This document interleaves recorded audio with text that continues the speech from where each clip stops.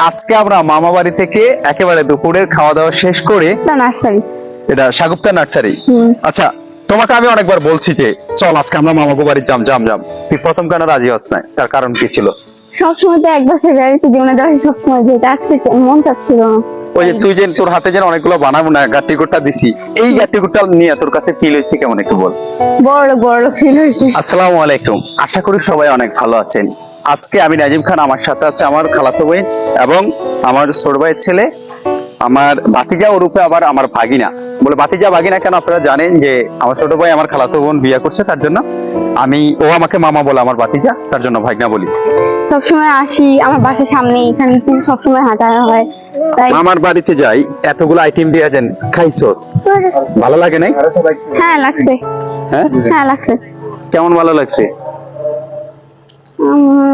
ভালো লাগছে। সবচেয়ে কি ইলিশ মাছ ভালো লাগছে নাকি গরুর গোশত ভালো লাগছে নাকি মুরগির রোস্ট ভালো লাগছে? চিংড়ি মাছ ভালো লাগছে।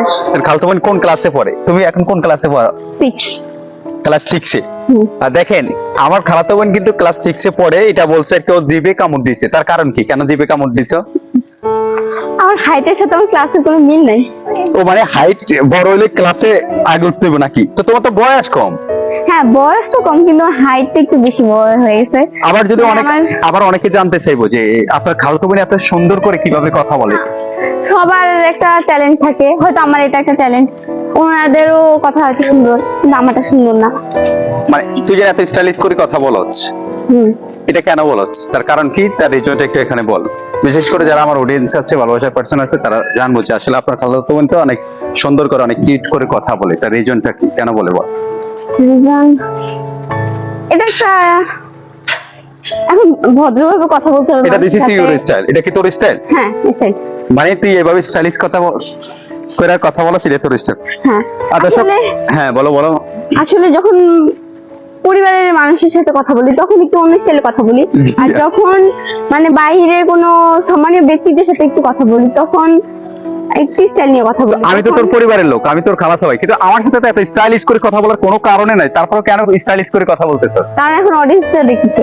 সিরিয়াসলি কোন অডিয়েন্স দেখতেছে বল? এই ভিডিওটা যখন ছাড়বেন তখন তো অবশ্যই অডিয়েন্সরা দেখবে, তখন আমার যে আমি কথাটা সুন্দর করে না বলি তখন তো বলবে যে সুন্দর করে কথা বলে না, কিভাবে কথা বলে। এখন সুন্দর করে কথা বলতেছি তার জন্য বলবে এত সুন্দর করে কথা বলার কি দরকার, এমনি বললো তো আমরা বুঝি, তাই নাকি? আচ্ছা আচ্ছা, তুমি বলতেছো যারা বিশেষ করে আমার অডিয়েন্স আছে, ভালোবাসার পার্সন আছে, তারা দেখতেছে, তার জন্য তুমি একটু স্টাইলিশ করে কথা বলতেছো। দ্যাটস হোয়াই, এছাড়া না বলতে না। ফ্যামিলির সাথে তেমন স্টাইলিশ করে কথা বলো না, এত সুন্দর করে ক্লাস 6-এ পড়ো, ক্লাস 6-এ পড়ো একটা মেয়ে এত সুন্দর এত স্টাইলিশ করে কথা বলে, এটা হাউ ইটস পসিবল? এটা কিভাবে সম্ভব? সম্ভব হইতে হয়। আচ্ছা, তো আমি তোমার কথার ভিতরে তো অনেক বড় একটা সারমর্ম বুঝতে পারছি যে বড় হয়ে তুমি হয়তো অনেক কিছু করবে, বাট তুমি বড় হয়ে তোমার ফিউচার প্ল্যান কি? ফিউচার প্ল্যান আইএস অফিসার হইতে চাই, তার পাশাপাশি পেইন্টারও হইতে চাই।